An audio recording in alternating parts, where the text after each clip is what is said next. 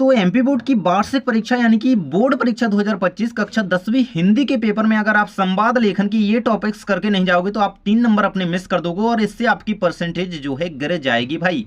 तो 3 नंबर कम नहीं होते यार एग्जाम में। संवाद लेखन 101% है कि पक्की बात है कि ये आना ही आना है, तो क्यों इसे छोड़ा जाए यार। मैंने अनुच्छेद लेखन करवा दिया है कंप्लीट, जाकर के वीडियो देख लेना, 3 नंबर उसमें भी कंप्लीट हो जाएंगे। एंड बहुत सारे वीडियोस डले हुए हैं जो कि आप प्ले लिस्ट में जाकर के देखो, तैयारी करो हर एक सब्जेक्ट की, है ना। तो देखो आज की इस वीडियो में आपको टॉप 4 आपके संवाद लेखन बताने वाला हूं, और इन्हें जो भी विद्यार्थी करके जाएगा वो 100% में गारंटी दे सकता हूं कि 3 नंबर अपने एग्जाम में कंप्लीट करके ही लेगा। तो देखो क्योंकि एक एक नंबर मैटर करता है यार, परसेंटेज हमें अच्छी बनानी है, तो एक एक नंबर पे ध्यान देना है। एंड 3 नंबर के आप संवाद लेखन करो एंड जाकर के फिर अन्य वीडियोस देखना, तो आप बाकी सारा कंप्लीट करो, ठीक है। देखिए सबसे ज्यादा इंपॉर्टेंट संवाद लेखन में है 2 मित्रों के बीच परीक्षा की सॉरी एग्जाम की तैयारी पर संवाद लिखिए, बहुत ही ज्यादा इंपॉर्टेंट है। देखो यार ये चीजें ना रटने वाली नहीं होती। देखो आपने आपने क्या करना है, जो भी टॉपिक है मतलब दो लोगों का यार संवाद हो रहा है ना, 2 लोग जो बातचीत कर रहे हैं बतिया रहे हैं आपस में, वो आपको लिखना है। तो 2 में परीक्षा की तैयारी भाई ऐसा हो नहीं सकता यार, एक भी स्टूडेंट मतलब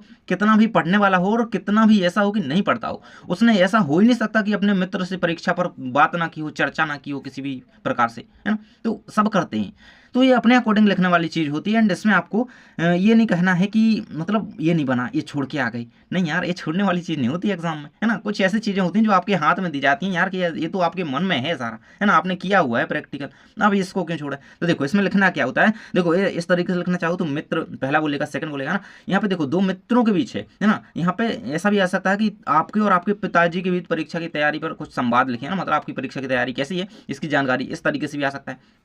मेनली ये याद रखो, नरेंद्र, कोई भी नाम लिख सकते हो आप। अमित कुछ परेशान लग रहे हो, है ना। नरेंद्र ने अमित से कहा कि अमित तुम कुछ परेशान लग रहे हो। अमित कहता है कि कल हमारी गणित की परीक्षा है ना। आप कोई भी यहाँ पे एग्जाम लिख सकते हो जो भी है ना। नरेंद्र ने कहा फिर कि मैंने तो पूरे सिलेबस पर का अभ्यास कर लिया है और तुमने किया। अमित कहता है कि अभ्यास तो मैंने भी कर लिया पर कई सवाल मुझे हल नहीं हो रही, मतलब उसे डाउट है अभी बहुत सारे, है ना। नरेंद्र ऐसा क्यों।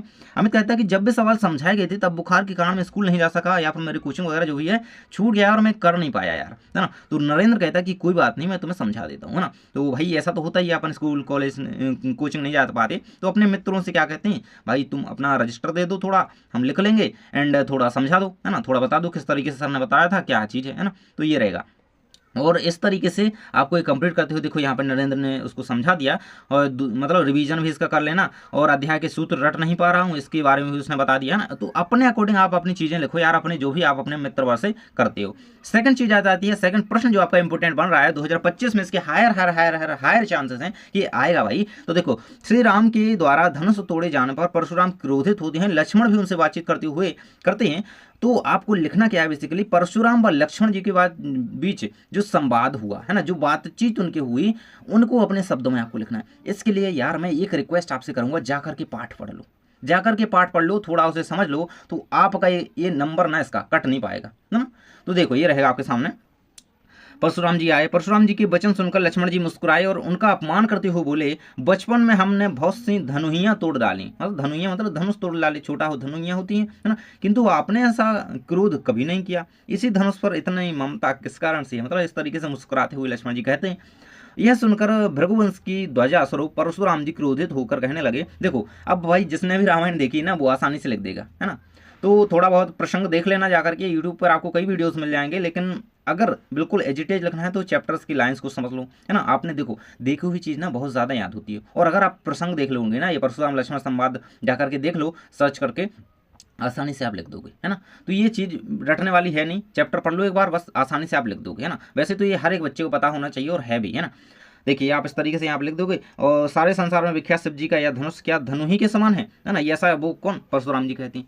लक्ष्मण जी हंस करके कहते हैं कि देव सुनिए, हमारी जान में तो सभी धनुष एक से ही हैं, पुराने धनुष के तोड़ने में क्या लाभ हानि, क्या हानि लाभ। श्री रामचंद्र जी ने तो इसे नवीन के धोखे से देखा था, परंतु यह तो छूते ही टूट गया, इसमें रघुनाथ जी का तो कोई दोष नहीं है। मुनि आप बिना ही कारण किस लिए क्रोध कर रहे हैं। तो इस तरीके से वो अपने स्वर में, अपनी वाणी में ये सारा कुछ कहते हैं। फिर परशुराम जी अपने फरसे को देखकर बोले, ओरे दुष्ट, तूने मेरा प्रभाव नहीं सुना, मैं तो बालक जानकर नहीं मारता, मैं तुझे बालक जानकर नहीं मारता, और मुझे क्या तू और मूर्ख, क्या तू मुझे निरामुनि ही जानता है। मतलब इस तरीके से वो बातचीत करती, मतलब वो क्रोध में थे तो कुछ ऐसे शब्दों का यूज करेंगे, लेकिन आपको एकदम अच्छे शब्द यूज़ करना है, क्योंकि आप इसमें क्या कर रहे हो, एक कहें कि महाकाव्य का आप खंड लिख रहे हो उसमें, है ना। तो आप अच्छे शब्दों का यूज़ कीजिएगा इसमें, है ना। वो क्रोध में भले ही हैं।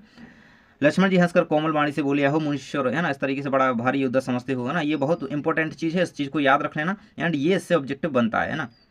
तो देख लेना, फरसे को देख करके भाई लक्ष्मण जी डरे नहीं थे, ये भी ऑब्जेक्टिव बनता है। तो ये रहेगा आपका इसका कंप्लीट, इसको कर लेना भाई, चैप्टर पढ़ लो, याद हो जाएगा यार। सेकंड के बाद थर्ड आपको करना है, नानी के घर से लौटने के पश्चात अपनी माता जी के साथ किए गए संवाद को लिखिए भाई। तो इसे भी कंप्लीट कर लेना यार। देखो, अमित, आपका नाम कोई भी हो सकता है, तनु हो सकता है, राजा हो सकता है ना। अमित कहता है कि माँ, हाँ अमित क्या हुआ, अमित मुझे अच्छा नहीं लग रहा है, नानी की याद आ रही। मतलब यार लगता है ना थोड़ा, यार आते हैं नानी के घर से या फिर मामा के घर से, तो लगता है थोड़ा, है हम उनसे मिलने फिर कब जाएंगे, मतलब अगली बार कब जाएंगे ना।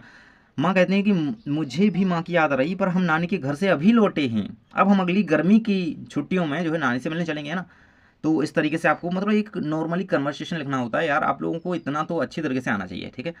नेक्स्ट कहता है कि सूरदास के पद में, है ना, ये लास्ट है हमारा, सूरदास के पद में गोपियों व उद्धव के मध्य हुई बातचीत या संवाद को अपने शब्दों में लिखिए। देखो, तो ये भी वही चीज़ हो जाती है यार, इसके चैप्टर को पढ़ लेना, समझ लेना इसकी लाइंस को, तो बस आप इसे आसानी से कर पाओगे।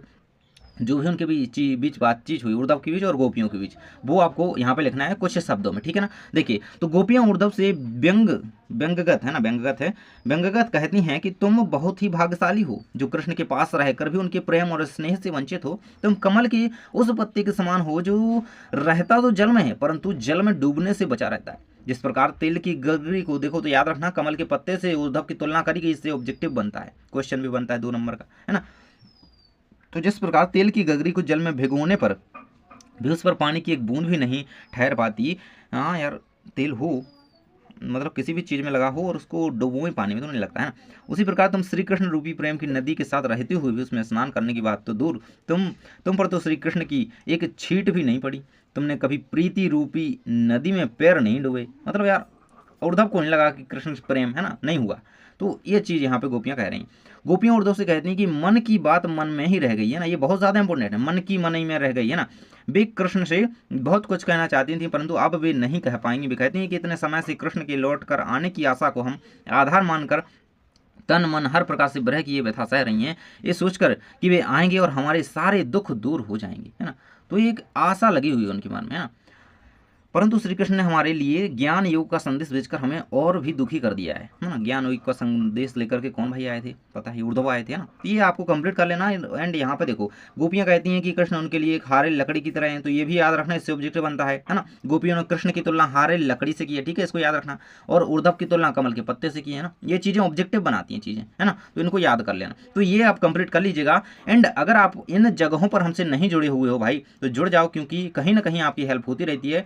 टेलीग्राम जरूर से विशेष रूप से ज्वाइन कर लेना, क्योंकि एग्जाम के पहले वहां पर कुछ इंपॉर्टेंट टॉपिक्स आपको मिल जाते हैं। तो जल्दी मिलते हैं नेक्स्ट वीडियो में। एंड सब्सक्राइब कर लेना, क्योंकि परीक्षा की तैयारी आपको करनी है। एंड देखो, एग्जाम के लिए टाइम नहीं बचा है, तो सब्सक्राइब करके रखो। वीडियो को लाइक कर देना, क्योंकि मेहनत के साथ मैं आपको वीडियो देता हूँ, तो लाइक जरूर से करें। एंड अपने मित्र के साथ शेयर कर देना, ठीक है। मिलते हैं नेक्स्ट वीडियो में, अन्य वीडियोस जाकर के देखो एंड तैयारी करते रहो। All the best.